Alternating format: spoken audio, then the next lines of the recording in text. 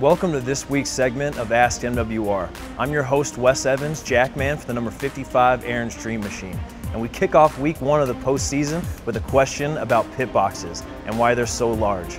Well, everything that a pit crew needs to work down pit road during the race and all the hours of preparation before the race is transported on these weekend war wagons.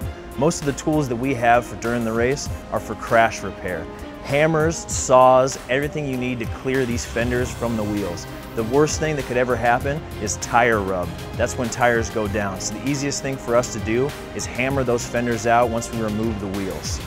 Also, everything that we need for the race is also on these pit boxes. Everything for radio communication, satellite, radar, all of our race equipment, including backup equipment, is all transported down below. So you can see why they have to be so large.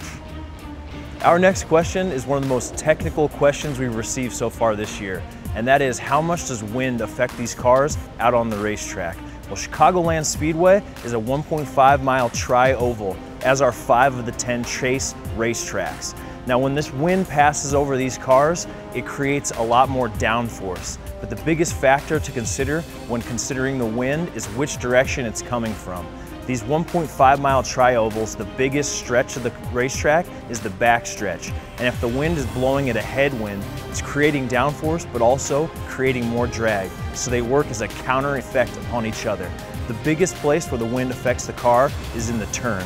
If there's a headwind entering the turn, it's creating more downforce and giving the car more grip.